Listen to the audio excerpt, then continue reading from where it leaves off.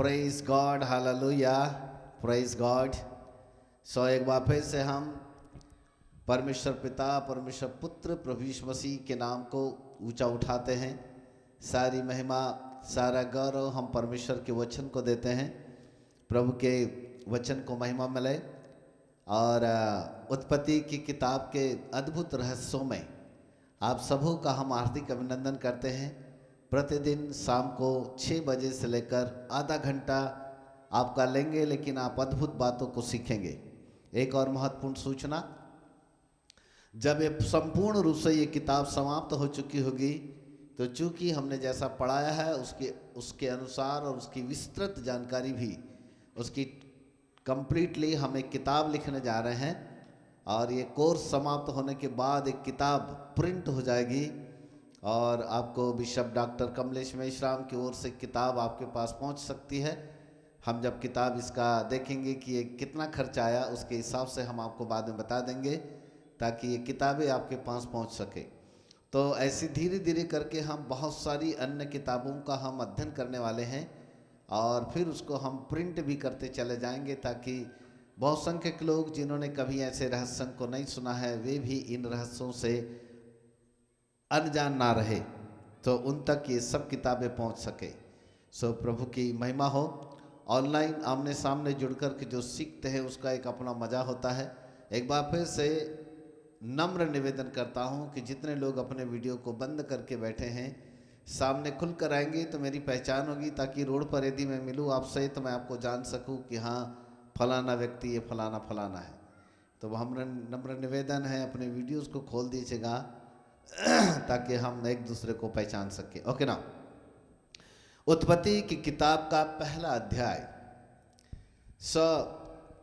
उत्पत्ति की किताब के पहले अध्याय को हमने 3 भागों में विभाजित किया है। पहला भाग 1 से लेके 5 पद में है। दूसरा भाग 6वें पद से लेकर 25 पदों तक। फटाफट लिखते भी जाइएगा, है ना। जो लोग यहाँ, जो लोग बाद में लिख रहे हैं, जैसे भी हैं, परंतु लिखते जाएं। उत्पत्ति की किताब को हमने 3 भागों में विभाजित किया है। पहले अध्याय को, मात्र पहले अध्याय को हमने 3 भागों में विभाजित किया है। नंबर 1, पहला अध्याय का 1 से लेके 5 पद एक पहला डिपार्टमेंट है। उसके बाद 6वें पद से लेकर 25 पद तक इसका सेकंड भाग है, यानी दूसरा डिपार्टमेंट है। और फिर उसके बाद हमने 26 पद से लेकर 31 पद तक इसे हमने तीसरे पार्ट में, तीसरे डिपार्टमेंट में हमने इसको डिवाइड किया है। Praise God, hallelujah. कहने का मतलब,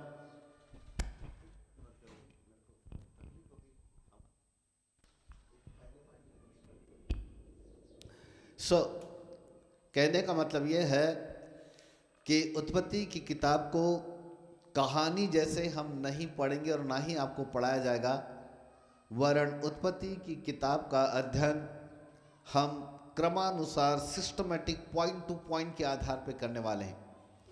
हर चीज के 3-3 सीक्रेट होंगे, तो हम 3-3-3-3 की हालात में 3 पॉइंट्स के दृष्टिकोण से इस किताब का हम अध्ययन करेंगे। जैसा कि मैंने कहा कि द बुक ऑफ जेनेसिस को हमने 3 भागों में, यानी फर्स्ट चैप्टर को हमने 3 भागों में विभाजित किया है। ये 3 भाग कैसे हैं और उनमें क्या प्रभु का आत्मा कहता है, इसे हम बहुत बारीकी से सीखने वाले हैं। प्रभु आप सबको आशीष दे। आगे बढ़ते। सर्वप्रथम पहला अध्याय का 1 से लेके 5 पद, ये पहला डिपार्टमेंट है, ठीक है, फर्स्ट डिपार्टमेंट है। पहला डिपार्टमेंट का हेडिंग लिख लीजिएगा, लिख लीजिए, उसका हेडिंग लिख लीजिए, सृष्टि की प्रारंभिक दशा और पहला दिन। सृष्टि की प्रारंभिक दशा और पहला दिन। उत्पत्ति लेसन 1 1 से लेके 5 पद। इसमें सृष्टि की नींव रखी गई और प्रकाश का आगमन हुआ। ओके, अब इसके लिखिएगा, नीचे में लिखिए मुख्य घटनाएं। 3 घटनाएं का वर्णन मुख्य रूप से यहां पाया जाता है। नंबर 1, आकाश, पृथ्वी और समुद्र की रचना। पहले लिख लीजिए, उसके बाद फिर हम आपको एक्सप्लेन करेंगे। नंबर 1, आकाश, पृथ्वी और समुद्र की रचना। उत्पत्ति 1:1 और उसका 9 और 10 पद।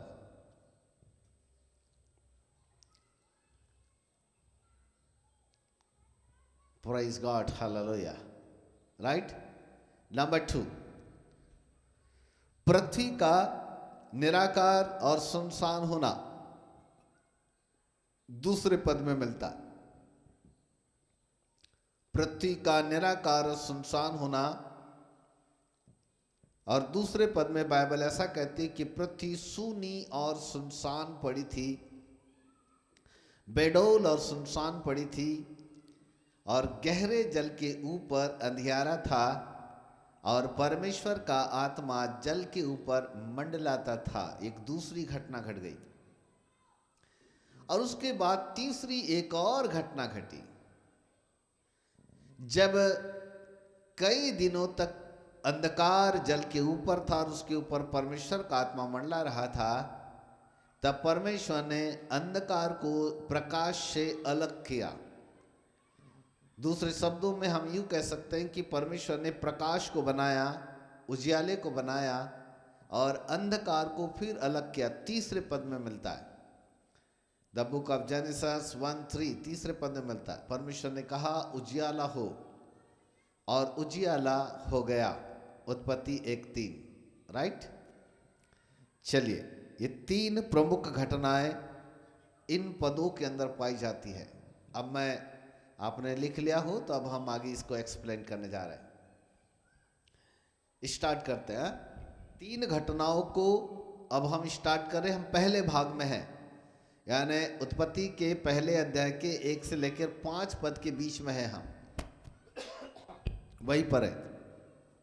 ओके, पहले पद में चले तो वहां पर लिखा है कि परमेश्वर ने आकाश और पृथ्वी की सृष्टि की, और 9 और 10 पद में फिर उसने जल को एकत्रित किया और उसका नाम दिया समुद्र।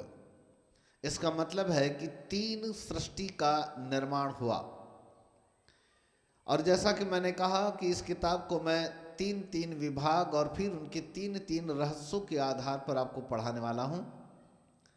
इसका कारण यह है कि परमेश्वर ने हर एक वस्तु को 3-3-3-3 में बनाया। 3 number is the creation number. 3 का जो नंबर है वह क्रिएशन नंबर है, वो सृष्टि का नंबर है। एक और पद मैं आपको देता हूं, भजन संहिता की किताब और उसका 146 पद, 146,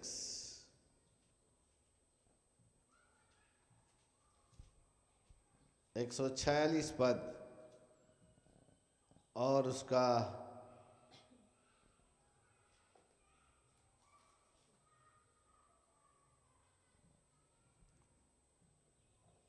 1 मिनट, और उसका 6वां पद, भजन संहिता 146 उसका 6वां पद, वहां लिखा है, वह आकाश और पृथ्वी और समुद्र और उनमें जो कुछ है उन सब का करता है। भजन संहिता 146 उसका 6वां पद 6, वहां लिखा है कि परमेश्वर आकाश और पृथ्वी और समुद्र का और जो कुछ उसमें है उन सबों का सृष्टि करता है। इसका मतलब है कि परमेश्वर ने 3 क्रिएशन किए। नंबर 1 आकाश, नंबर 2 पृथ्वी और नंबर 3 समुद्र। सबसे पहले परमेश्वर ने आकाश का निर्माण किया। जब आकाश का निर्माण हुआ तो आकाश भी 3 आकाश में निर्माण किए गए।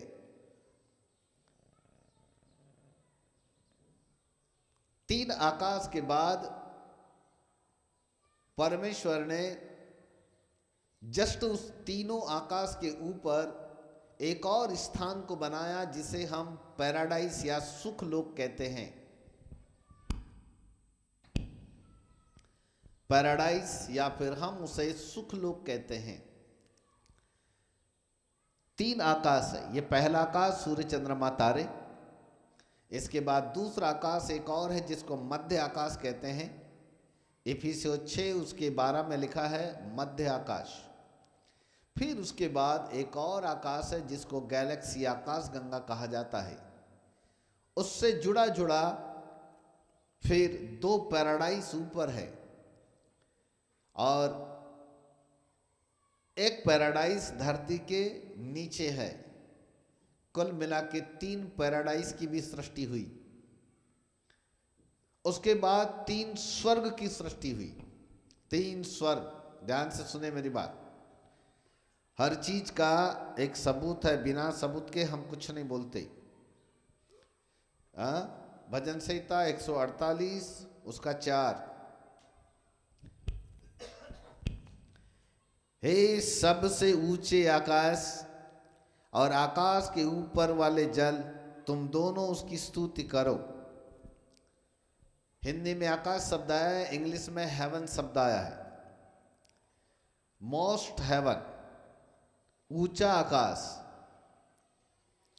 हाईएस्ट हेवन, एक ऊंचा आकाश। फिर उसके नीचे 2 आकाश यानी 2 हेवन। 1 + 2 = 3। कुल मिला के 3 स्वर्ग का निर्माण हुआ। यहां आकाश जो शब्द लिखा है वो स्वर्ग है। 3 स्वर्ग का निर्माण किया खुदा ने, और वो स्वर्ग जो है बिल्कुल अति विशाल है, जहां हमारी नजर नहीं पहुंच सकती। और ऐसे स्वर्ग में महाराजाधिराज, प्रभुओं का प्रभु, राजाओं का राजा, हमारा सियोन पर विराजमान परमेश्वर निवास करता है। बहुत ही विचित्र स्वर्ग की सृष्टि बहुत ही विचित्र है। स्वर्ग मात्र ऐसे नहीं है जैसा हम सोचते हैं या देखते हैं। स्वर्ग परमेश्वर की बहुत ही अद्भुत रचना है। आपकी जानकारी के लिए मैं इतना कह सकता हूं कि स्वर्ग ऐसा घूमता है, पर वो क्यों घूमता है उसको समझ पाना इतना आसान नहीं है। उसको पढ़ाने के लिए घंटों लगेंगे, अभी वो हमारा सब्जेक्ट नहीं है। उत्पत्ति की किताब पहला अध्याय 1 से लेकर 5 पद हमें सृष्टि की नेव और प्रकाश के आगमन के विषय में चर्चा करती है।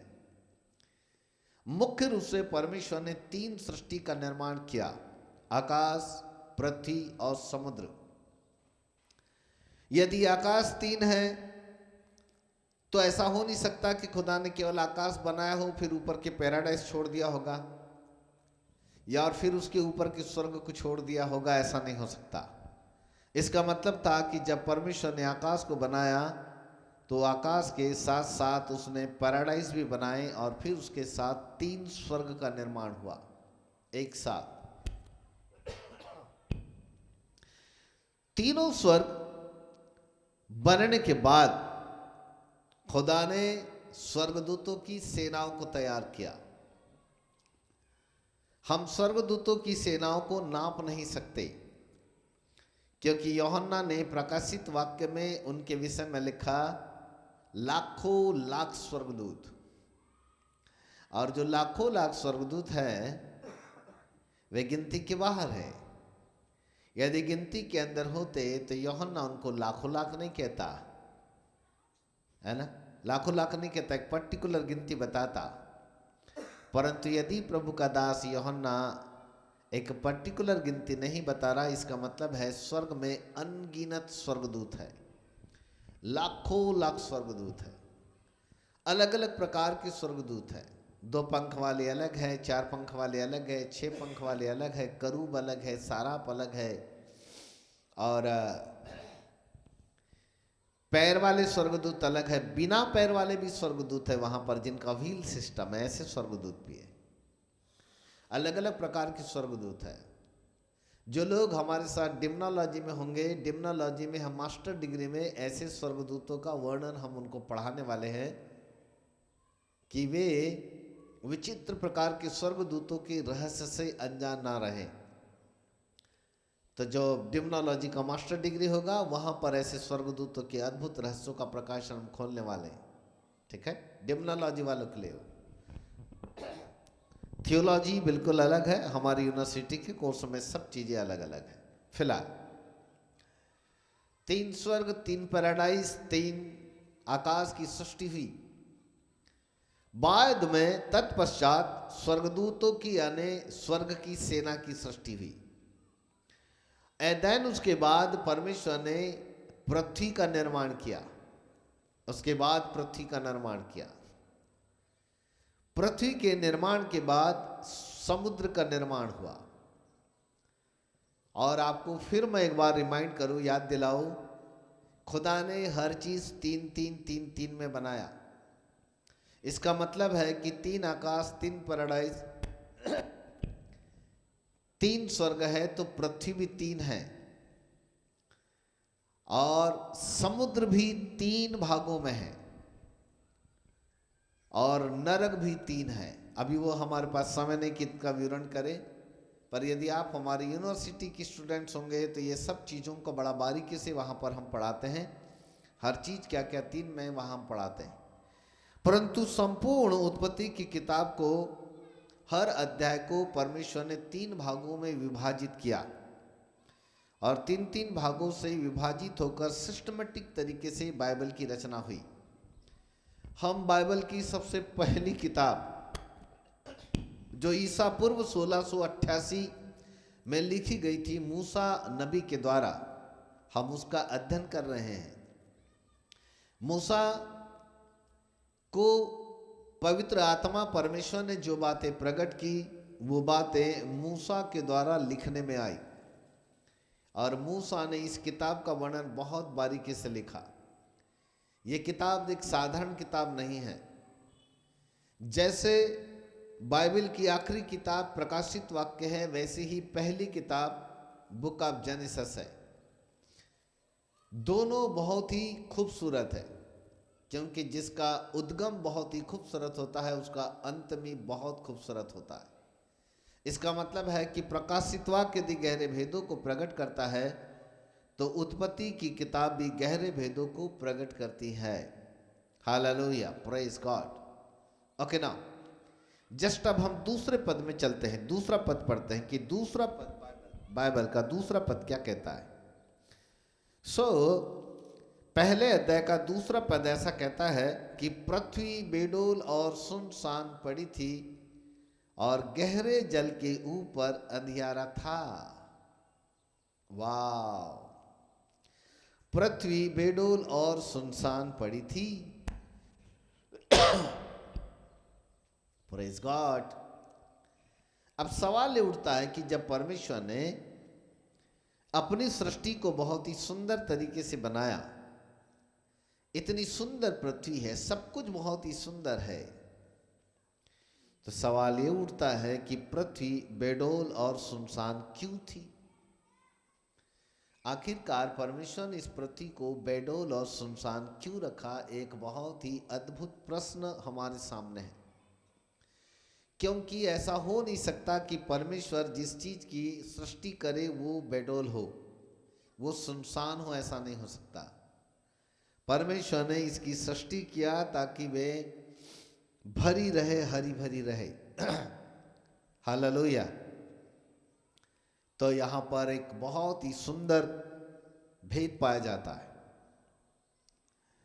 बाइबल साइंटिस्ट ऐसा कहते हैं कि उत्पत्ति का पहला अध्याय का पहला पद और दूसरा पद, दोनों पदों के बीच में 55 करोड़ साल का अंतर है।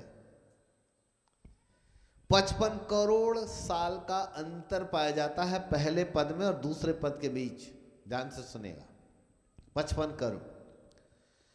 इसका मतलब था कि बाइबल साइंटिस्टों का ऐसा कहना है, इसका मतलब है कि बाइबल साइंटिस्ट के आधार पे जो 55 करोड़ साल का अंतर है, उसको हम ऐसा कह सकते हैं कि 55 करोड़ साल तक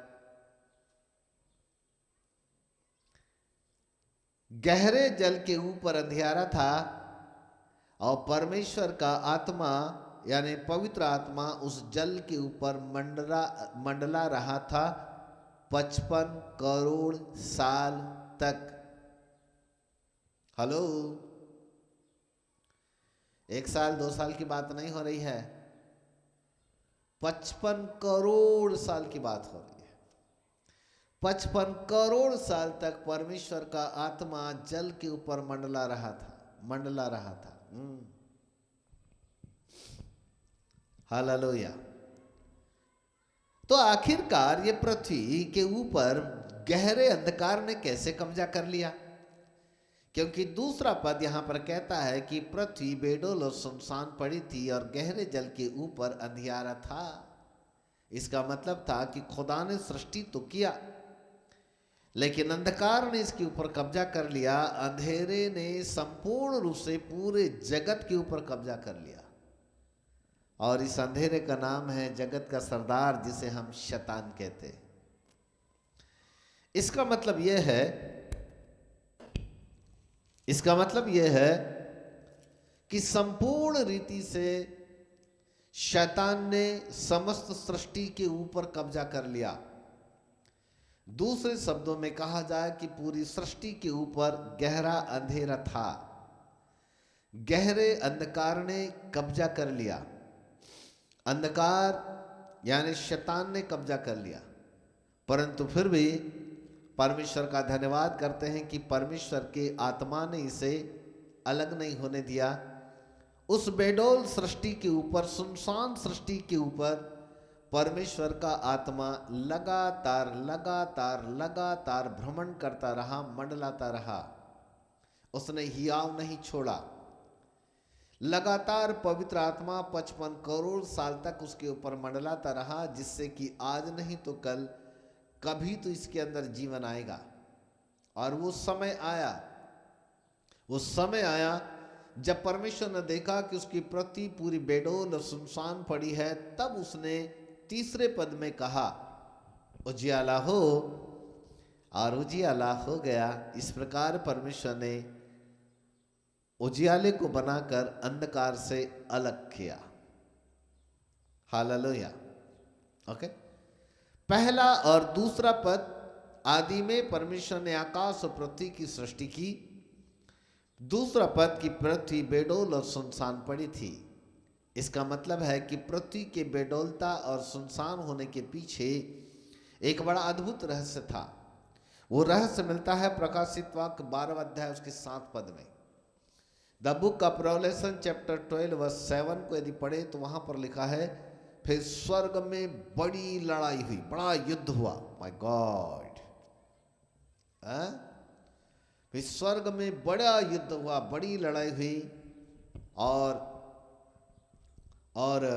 लूसीफर की सेना और मिकाएल स्वर्गदूतों की सेना के बीच घमासान युद्ध हुआ। बाद में पढ़ लीजिएगा प्रकाशिता 12:7-8। घमासान युद्ध हुआ, स्वर्ग की बात हो रही है।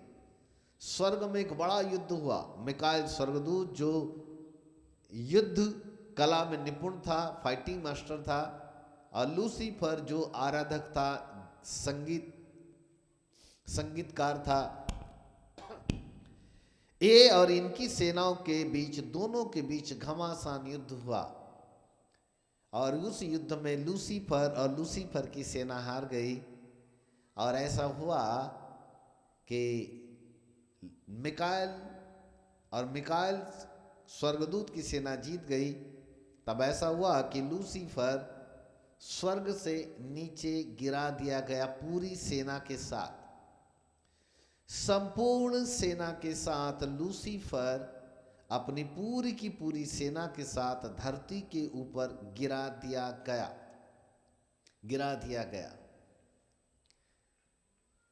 हालेलुया। बाइबल साइंटिस्ट ऐसा अनुमान लगाते हैं, कहते हैं, एग्जैक्ट गिनती तो नहीं है, पर फिर भी अनुमान लगा के कहते हैं 1/3 सेना वो कहते हैं कि 1/3 सेना का यदि आकलन किया जाए तो लगभग 33 करोड़ सेनाएं होती हैं। 33 करोड़ सेना। इसका मतलब था कि लूसीफर अकेला धरती पर नहीं आया,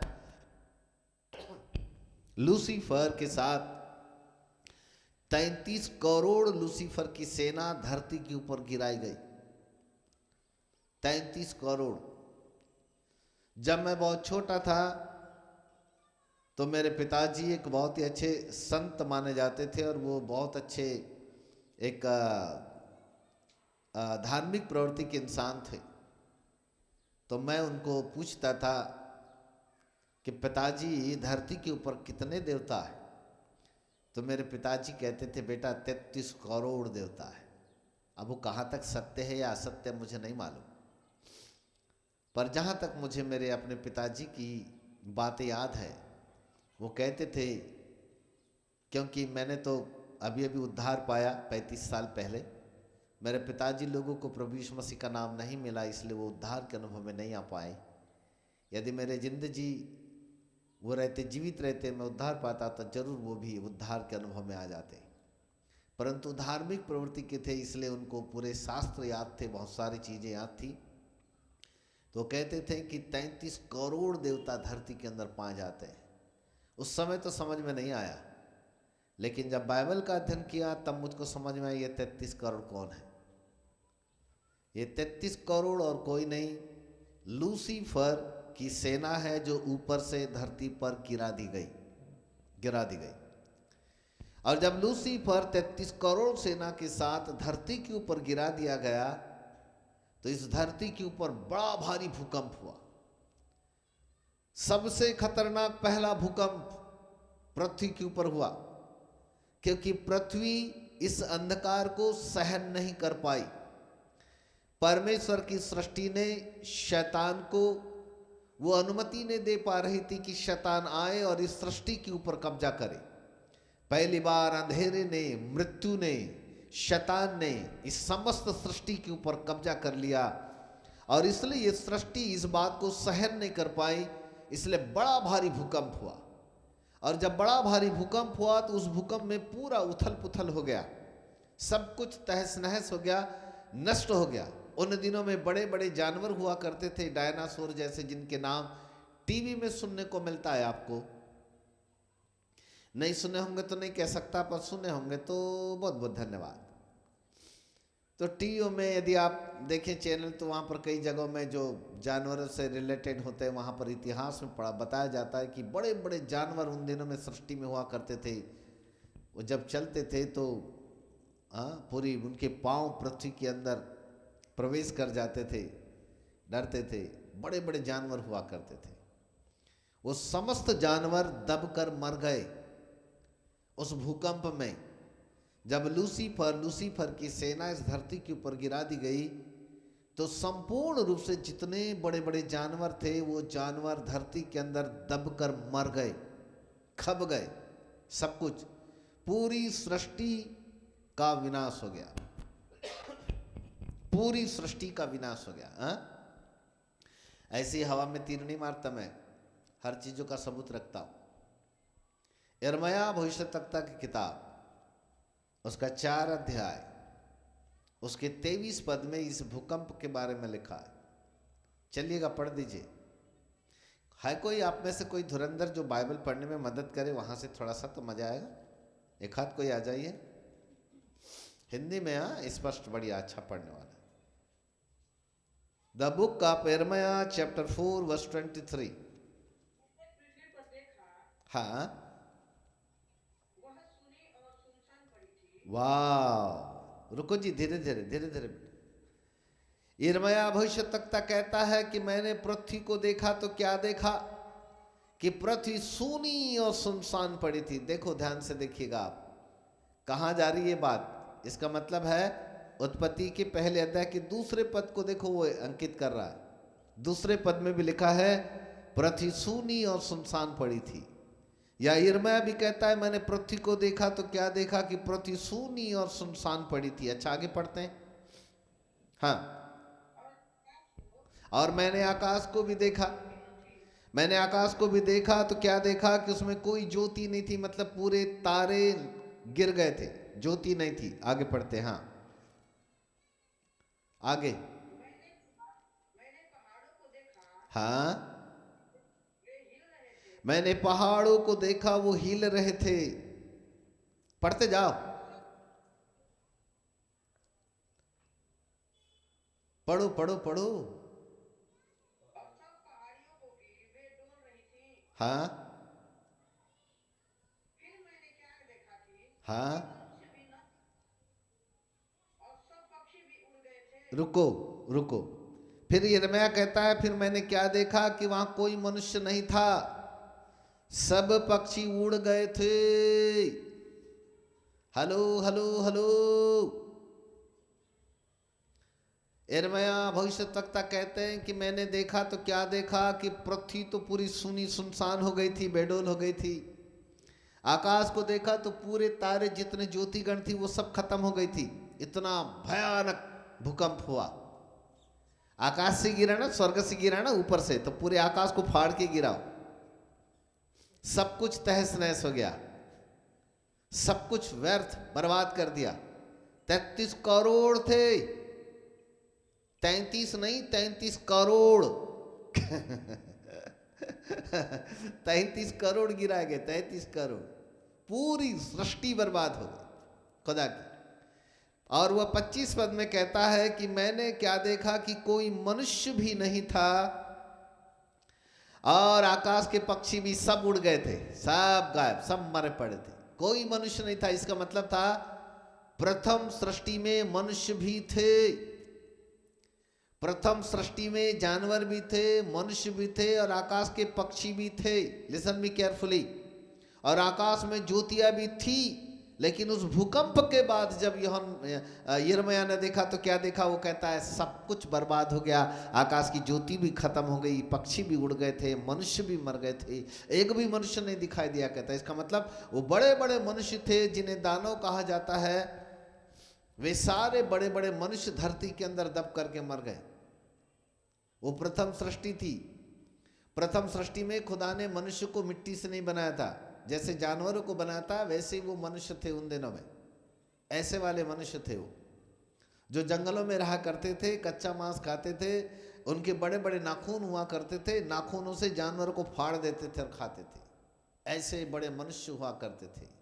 वो प्रथम सृष्टि थी, बड़े बड़े जानवर थे, और सांप के सांप दब करके मर गए। हालेलुया। सब लोग बोलो प्रभु आपका धन्यवाद। धन्यवाद किस चीज का? खाली पिलीच? वो जानवर मर गए, पहली सृष्टि चली गई, उसका धन्यवाद देना है? Oh my God. पर यस, धन्यवाद देना है। पूछो क्यों? यदि वो जानवर दब करके नहीं मरते तो उनकी चर्बी का तेल पेट्रोल और डीजल और मिट्टी तेल में कन्वर्ट नहीं होता। ये उन्हीं जानवरों का तेल है जो धरती के अंदर दब के मर गए, उनकी चर्बी है जिससे वो तेल बना, जिससे आज की तारीख में हम गाड़ियां चलाते हैं। हमको जितना पेट्रोल और डीजल मिलता है ये उन्हीं जानवरों की चर्बी का तेल है। इसके लिए हमें खुदा का धन्यवाद करना है। अच्छा हुआ प्रभु, प्रथम सृष्टि गई तो गई, लेकिन हमको गाड़ी चलाने में मजा तो आया। प्रेज गॉड, हालेलुया, है ना? माय गॉड, कितनी अद्भुत बात है। पता नहीं ये किताब कितने साल तक जाएगी, पर हाँ आप सीखोगे तो बहुत मजा आएगा। हम धीरे धीरे धीरे धीरे आराम से सीखेंगे ताकि पूरी किताब का अध्ययन हम शुरू करें, और जब पूरी किताब का अध्ययन खत्म हो जाएगा तब हम इसका किताब को लेसन 1 से लेके जो कुछ हम सिखा इसको सिस्टमेटिक तरीके से हम इसको सजाएंगे। फिर इसकी हम एक बुक बनाएंगे, the book of genesis, the secret of book of genesis, उत्पत्ति की किताब के रहस्य, ऐसा एक हेडिंग होगा।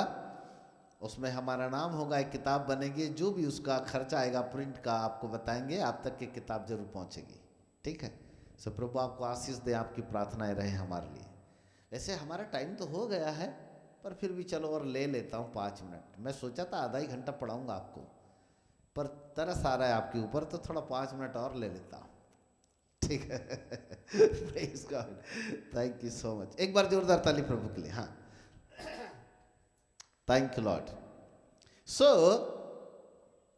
ये था पहले और दूसरे पद के बीच का भेद, जहां शैतान 33 करोड़ सेना के साथ गिराया गया और फिर संपूर्ण पृथ्वी तहस नहस हो गई। मनुष्य भी दब के मर गए, जानवर दब के मर गए, आकाश के पक्षी दब के मर गए। सब कुछ, प्रथम सृष्टि सुनसान हो गई, बेडौल हो गई, सूनी हो गई। इसलिए लिखा है कि गहरे जल के ऊपर अंधियारा था, यानी अंधियारे ने अब कब्जा कर लिया था, पर उसके ऊपर परमेश्वर का आत्मा मंडला रहा था। तब 3 पद में परमेश्वर ने कहा कि बहुत दिन, बहुत साल हो गए, मेरा आत्मा इस जल के ऊपर अभी भी मंडरा रहा है, क्यों न इसको रिक्रिएट किया जाए, यानी पुनः सृष्टि को पुनः जीवित किया जाए या रिक्रिएट, पुनः निर्माण किया जाए। तब परमेश्वर ने सबसे पहले उसको अंदर जीवन डालने के लिए अंधेरे को दूर करना जरूरी था। इसलिए खुदा ने 3 पद में कहा उजियाला हो, और उजियाला हो गया। और इस प्रकार से परमेश्वर ने उजियालों को जब धरती के ऊपर लाया तो अंधियारे को परमेश्वर ने उजियाले से अलग कर दिया। बोलो यीशु प्रभु की जय, प्रेज गॉड, हालेलुया। मेरे प्रिय प्रभु के बाल को थोड़ा समय मेरे तरफ आप ध्यान दीजिएगा। उत्पत्ति का पहला अध्याय का पहला पद फिर मैं रिपीट करता हूं। आदि में परमेश्वर ने आकाश और पृथ्वी की सृष्टि की। आदि में परमेश्वर ने हमारे अंदर ही एक मिट्टी डालकर हमारी सृष्टि किया, परंतु ये सृष्टि बेडौल और सुनसान हो गई। जानते क्यों? क्योंकि इस सृष्टि के अंदर शैतान ने कब्जा कर लिया। इस सृष्टि के अंदर शैतान ने कब्जा, ये सृष्टि की बात हो रही। इधर देखो, हम मसीह में नई सृष्टि है। अभी पहले हम पुरानी सृष्टि थे। हम आदम और हवा की एक सृष्टि थे। आदम और हवा के द्वारा बनाए जाने वाली सृष्टि के अंदर शैतान ने यहां कब्जा कर लिया, और जैसे ही शैतान ने कब्जा कर लिया मनुष्यों के ऊपर या हम पर, तो अंधेरा हमारे ऊपर छा गया, अंधेरा छा गया, या अंधेरे ने हमको चारों तरफ से घेर लिया। लेकिन परमेश्वर का धन्यवाद करते हैं कि परमेश्वर का आत्मा हमारे ऊपर इसलिए मंडला रहा था कि आज नहीं तो कल, कभी न कभी तो हम उजियाले में आएंगे। तब 2000 साल पहले परमेश्वर ने जगत की ज्योति को धरती पर भेजा। 3 पद में लिखा है उजियाला हो कहा खुदा ने। ऐसे ही नए नियम में प्रभु यीशु मसीह को, जो जगत की ज्योति है, वो धरती पर आया। और जैसी वो जगत की ज्योति धरती पर आया, यूहन्ना 3 उसके 19 में लिखा है, वह ज्योति बनकर जगत में तो आया, परंतु जगत के लोगों ने उसको स्वीकार नहीं किया, क्योंकि अंधकार के काम बुरे थे। जो अंधेरे में बहुत ज्यादा फंस गए थे, उन्होंने स्वीकार नहीं किया।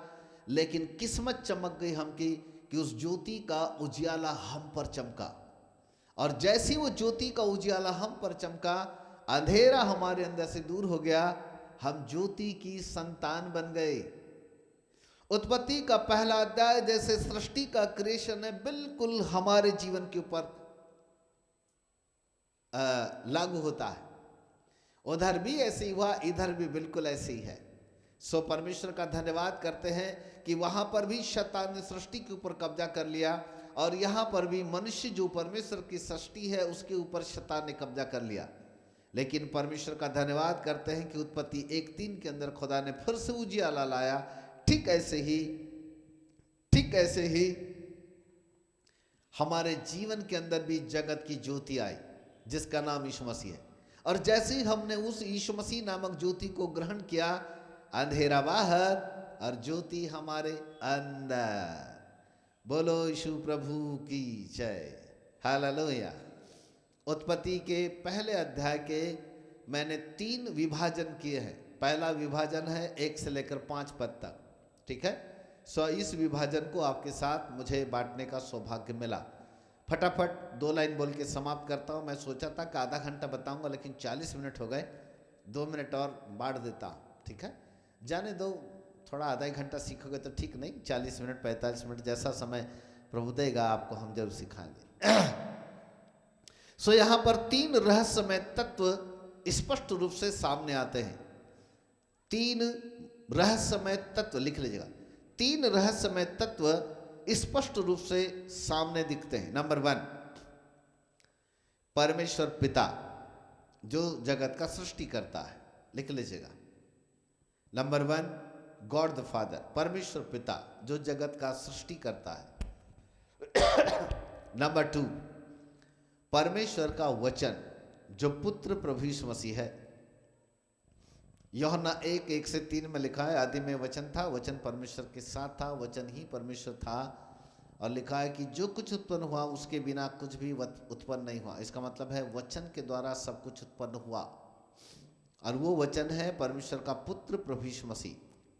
और तीसरे पद को यदि हम, तीसरी चीज यहाँ पर एक और रहस्यमय तत्व है, उसका नाम है परमेश्वर का आत्मा, यानी पवित्र आत्मा जो जल के ऊपर मंडला रहा था, जल के ऊपर मंडला रहा था। तो कहने का मतलब यह है कि इस सृष्टि के बनाने से लेकर सृष्टि का जो विनाश हुआ, फिर खुदा ने वहाँ उजियाला लाया, यहाँ पर तीनों का हाथ है। परमेश्वर पिता का भी हाथ है, परमेश्वर पुत्र का भी हाथ है, और परमेश्वर पवित्र आत्मा का भी हाथ है। ये 3 रहस्यमय तत्व इस सृष्टि के नेव में पाए जाते हैं। सो प्रभु का हम हृदय की गहराई से धन्यवाद देते हैं कि एक अद्भुत रहस्य आज हमको फर्स्ट पार्ट में सीखने को मिला। पिछला कल का क्लास हमारा मात्र इंट्रोडक्शन क्लास था, लेकिन आज हमने लेसन 1 का पार्ट 1 आपको बताया, कल पार्ट 2। आगे क्या होगा, 6 पद से लेकर 25 पद के बीच कौन से रहस्य खुदा ने छुपा के रखे हैं, उन रहस्य के ऊपर कल हम आपको रहस्य प्रकट करेंगे। उन रहस्यों पर से हम पर्दा खोलेंगे। प्रभु आपको आशीष दे। प्रतिदिन हमारी ये क्लास राइट टाइम 6 बजे स्टार्ट होगी। सो आज प्रथम पार्ट के लिए प्रभु को धन्यवाद दें। कल के सेकंड पार्ट के लिए तैयार रहें और अच्छी एक बड़ी नोटबुक बनाएं, छोटी सी किताब ना बनाएं। अच्छा लिखे जो मैं पढ़ा रहा हूँ, क्योंकि मैं आपको फ्री में दे रहा हूँ, और इसको आप लें, बहुत अच्छे नोट्स बनाकर आप इसको लिख लीजिएगा। Praise God, hallelujah, thank you so much. हमारा ये कल सुबह 9 बजे हमारी एक और क्लास यूनिवर्सिटी की थियोलॉजी, बैचलर ऑफ थियोलॉजी का इंट्रोडक्शन है, सुबह 9 बजे। यदि आप में से कुछ नए लोगों को लेकर आए तो सुबह 9 बजे वही है, लिंक आईडी पासवर्ड वही है। सुबह 9 बजे हम आपको जूम के ऊपर स्कूल ऑफ थियोलॉजी के बैचलर डिग्री की इंट्रोडक्शन क्लास में हम कल सुबह आपके साथ मुलाकात करेंगे। कल सुबह फिर आपके साथ हम मिलेंगे। कल शाम को 6 बजे फिर उत्पत्ति की किताब में फिर हम आपके साथ मिलेंगे। सो प्रभु आपको आशीष दे। हम प्रार्थना के साथ इसे समाप्त करते हैं। पवित्र पिता, एक बार फिर से हम आपके पवित्र नाम को हृदय की गहराई से धन्यवाद देते हैं। हमारे कई भाई लोग जूम के ऊपर प्रभु जुड़कर इस किताब का अध्ययन करने के लिए अपने आप को तैयार किया। आज हमने मात्र पहला पार्ट सिखाया प्रभु, जहाँ केवल सृष्टि की नींव डाली गई, परंतु तत्पश्चात एक उजियाला भी आया। और हे पवित्र पिता, जो हम पर लागू होता है, हम भी ऐसे ही आपकी सृष्टि थे, लेकिन उस सृष्टि को शैतान ने बेडोल कर दिया था। लेकिन जगत की ज्योति बन करके यीशु मसीह नामक उजियाला हमारे दिनों में चमका, और फिर से वो अंधेरा दूर हो गया और हम उजियाले की संतान बन गए। पवित्र पिता, हम आपके नाम को धन्य धन्य धन्य कहते हैं प्रभु। ये उत्पत्ति की किताब हम सबों के लिए बहुत ही ज्ञान की और बहुत ही मज़ेदार किताब है प्रभु, जहाँ रहस्य सीखने को मिलेंगे। और खुदा बाप, ये मेरा सौभाग्य कि मैं अपने लोगों को इस किताब के प्रभु रहस्यों से अवगत करा रहा हूँ। पिता परमेश्वर, अपने बच्चों को आसमान खोल करके आशीष दें। हमारे YouTube चैनल को भी ब्लेस करो बापा आसमानी। और प्रभु, हमारे ये लोग YouTube चैनल को भी प्रभु आगे बढ़ा सके, वहाँ देख सके प्रभु, ताकि इस चैनल के माध्यम से हम कई देशों तक प्रभु जी पहुँच सके। धन्यवाद पवित्र पिता, आपके नाम को महिमा मिले, आदर मिले, सम्मान मिले। आज का पढ़ाया जाना लोगों के हृदय के अंदर प्रभु काम करे, आसमान खोल कर आशीष दीजिएगा। धन्यवाद के साथ आदर सम्मान महिमा सब कुछ आपको देते हैं, और महिमावंत मसीह यीशु के नाम से मांगते हैं, ग्रहण करो पिताजी, आमीन आमीन आमीन। So God bless you everyone, thank you so much.